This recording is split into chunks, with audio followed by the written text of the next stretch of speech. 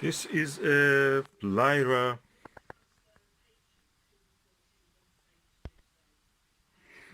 102 F11 long tube achromatic doublet refractor telescope. It comes in this beautiful wooden box. It has 4 locks on the side, which when you open you can actually see the gem inside. This is the long tube refractor. It comes with a beautiful feather touch, massive, robust, 360-degree rotatable Crayford focuser, which has a 2-inch and 1.5-inch adapters. The rate of the turn is 1 to 11 or 1 to 10. So 1 turn of this, 10 turns of this smaller, finer feather touch. It has 2 tube rings and a Vixen style dovetail. Tube rings are CNC machined on the lathe, is not cast. And with this massive knobs to hold it together. The main feature of this dew shield is retractable. It can be turned. There's a screw on the other side, and that screw locks the dew shield in when it is retracted, and when you extend it, it again locks it in place. Perfect, because that makes the tube smaller when you want to store it during the storage. And comes with this beautiful box. So this is a premium quality telescope refractor, perfect for astronomical observation. Contrary to what you may think, if you use and you may think that this is a narrow field telescope, definitely, of course, for planetary when you use the 1.25 inch focuser. But if you put a 2-inch focuser here, 2-inch adapter here, with the eyepiece and diagonal for 2-inch, it gives you 2.5 degrees of field of view maximum. Think about it, that's around 5 times the width of the moon. It practically can fit almost the visible width of the Andromeda galaxy, which is around 3 degrees. So that's perfect for also using as an astrophotography tool. I've tested it under the sky with the planet Venus. Perfect. No chromatic aberration at all. Sharp stars, pinpoints, edge to edge. And really good quality. And the box is a bonus. You don't need a bag for this. You just store it like that. So I have done 2 of the latches, and I'm doing the other 2. Perfect. Lyra, beautiful telescope, and you can buy it also under the label of the telescope systems or telescope service. Really good box, really. 2 handles also, you can pick it and install it and carry it. And I use it with a Dobsonian mount, I will show you later. So not bad for a refractor which is f11. This is a Lyra 102 f11 refractor telescope. It has a dual speed focuser, Crayford focuser, and I've installed it on this Dobsonian mount. It's around 4 kilograms, so it can take easily. This Dobsonian can take up to 8. I put the Skywatcher Max set of 150 piece Sky Max. That is around 8 kilograms with all the additional things attached to it. It has a very bright image. I can see easily. It's like, first of all, it is like a upper chromat. I don't see any color fringe or anything. I'm looking at the planet Venus, absolutely clear, and it shows the phase, although that is the planet is not behind some branches of tree, but it can resolve it into a phase that you can see. So very impressed. Yeah, of course the camera cannot show the real beauty of the what I can see. Yeah, of course the camera cannot show the real beauty of the now I'm using the Takashi MCLE 18mm eyepiece. The image quality is superb. Of course I'm using this Lyra Refractor 102. It's achromat, but the image quality is equal to achromat or semi-achromat ED ones. And I'm looking at the planet Venus. I can clearly see the phase of it. Then I can see the details. Can practically start to see details in that image. Now I'm using the Takashi 8mm. Oh no, 2.5mm, 12.5mm. I can see the details on the crescent of the Venus. Camera cannot show it unfortunately, but it's visible there. And this is despite the fact that the Venus is shining through the branches of the tree, dense branches. I'll show you how it looks. That's what it is. And if you can see, the branches are there. If I move you see the branches are blocking the planet flicks. Yeah. And it passes. I'm just moving my hand around 20 centimeters and just affects that. The image quality with Lyra is so good. The stars are so bright with this. The tiniest stars, I could not see them in the 5-inch Skywatcher 120. Skywatcher Star Traveler 120. But with this one I can see it. It's just 4-inch. F11. An amazing piece of engineering. It's made in China. Beautiful. Better than the Unitron which was made in Japan. Technology, everything is transferred, you know, it's like a soul. It's like a wind. Can go anywhere. Now the technology is in the Unitron is built in China. Look at this CNC machined. Lovely. Tube rings. 4-inch. And it's all here. This is a Skywatcher 60 by 30, I think, 6 by 30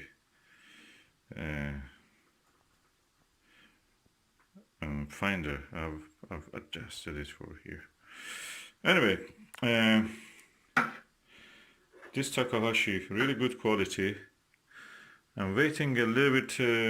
Venus comes out of the leafy parts, and so I can actually go and have observation without the leaves changing from time to time that cause a little bit disturbance. So I'm waiting for that, but you can see the quality in the Takahashi eyepiece.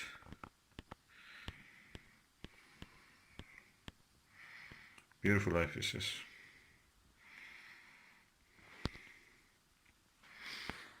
And this is the Vixen NPL 40mm, NLV 40mm. And this is the Alter Prism 2-inch diagonal prism. Really good for planetary work. So everything in this system that I have is perfect. Look at the size of these knobs. Dual adjustment knobs. So really good. I'm looking forward to the rest of the session when the planet Venus passed from the tree, so I can go and observe it.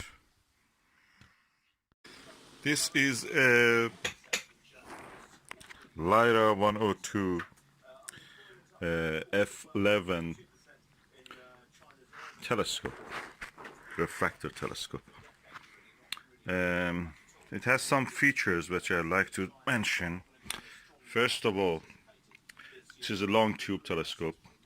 It's a achromatic telescope, but because it has a long focal length, it's a doublet lens, of course, in front. Practically, it acts and works like a upper chromat, meaning that there is no color fringe or chromatic aberration, as we call it. The other feature of it is that beautiful, smooth feather touch Crayford dual speed focuser.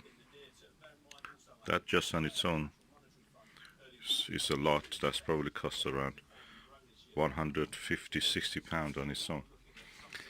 Then we come to the tube rings. These tube rings are CNC machined. So they are not cast, they are CNC machined to precise measurement by a CNC lathe machine. And as you can see, the dust cap has a nice shape. You can just attach it and remove it easily, and it's twisty. You have to twist. There's a screw top. The dew shield retracts. You can bring it down to here, so practically the length of the tube will be reduced, and you can lock it in the position, either being the extended or retracted. I've installed it on this Dobsonian mount for a Skywatcher SkyMax Flex Tube 130p, which can take up to 8 kilogram, but this is only 4 kilogram with the alter prism diagonal that I've added, and the Skywatcher, I think 60 by 30 or 60 by 9, I think, yeah. Or yeah, that's the 50 by 6 probably. I have to look at it. With this and the eyepiece and everything, it weighs around 5 kilograms. And as you can see, I've just put it on the table. I'm having my breakfast, looking at the moon. I finished another painting. It's during the coronavirus lockdown, so this is what we can do.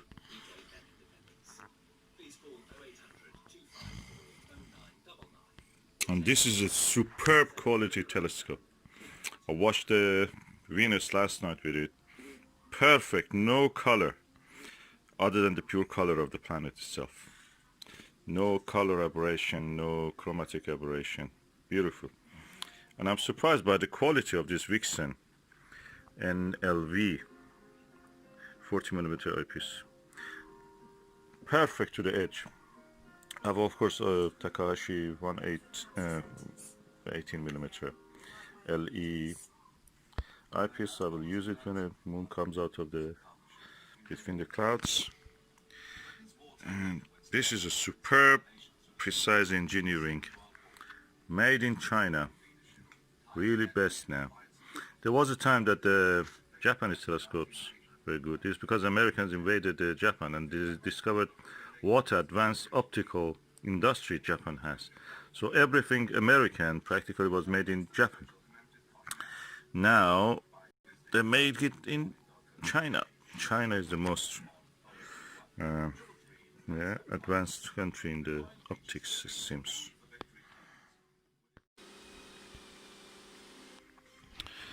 The movements of this telescope and this Dobsonian mount is so smooth. It's because the weight is right for this. It's butter smooth. Well, more now on lockdown and the next question of whether to wear face masks. We're joined by the Welsh Health Minister, Vaughan Gething. Thank you very much indeed for being with us. Perfect. What's your view on face masks? Well, at the moment we've got pretty clear evidence and advice from the 40 mayors across the UK. Okay, we loosen up this screw and then the dust cap, the dew shield will come down. Let us go and have a look in the mirror and the lens. 102mm of achromatic doublet lens.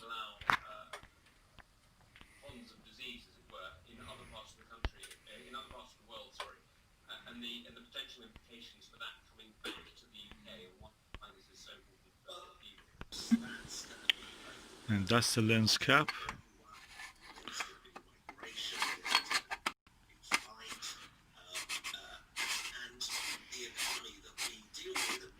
Completely protected now.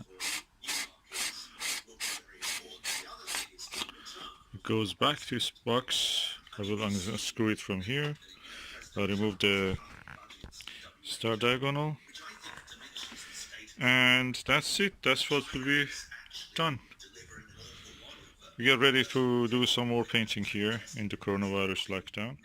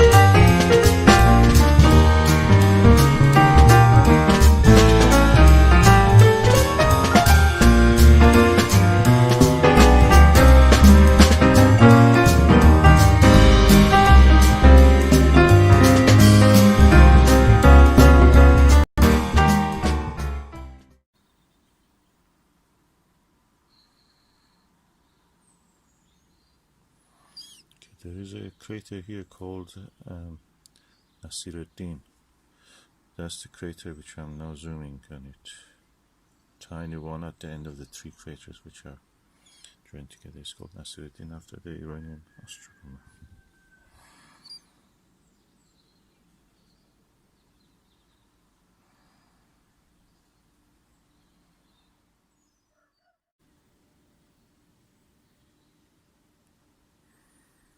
What you can see there in the center is the Copernicus crater. To the right of it is the Kepler crater.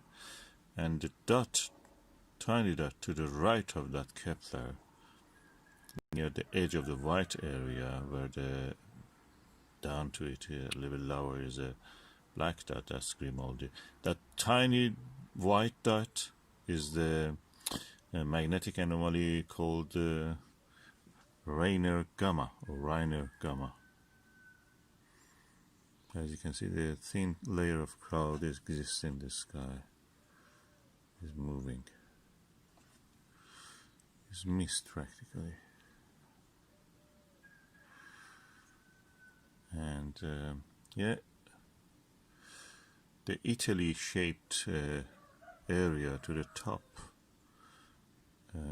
is the Jura Mountains, and you can see a tiny dot also in the Jura Mountains called Plato, actually, crater Plato, the philosopher.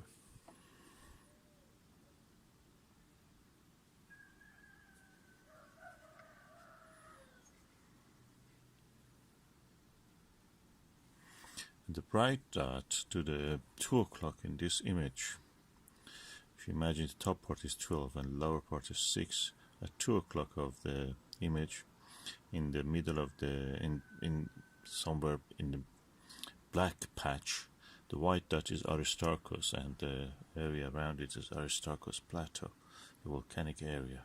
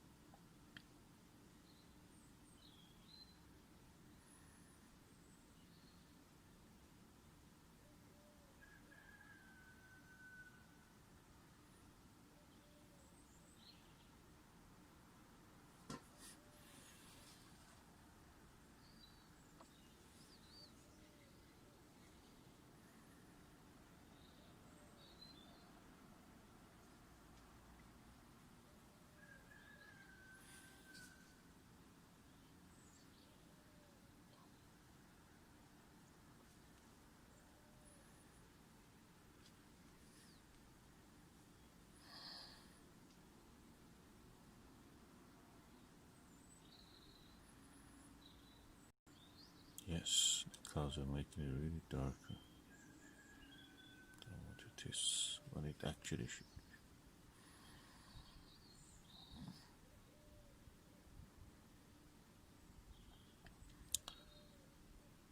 be. Yeah, and the circular feature, black circular feature at the top at 12 o'clock is the big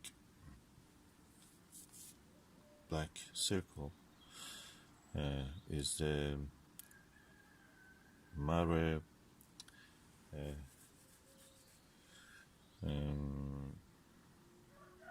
Imbrium, Sea of the Rains, and to the lower part of it at 7 o'clock of that circle, what you can see is the mountains of the Apennine. Apennine.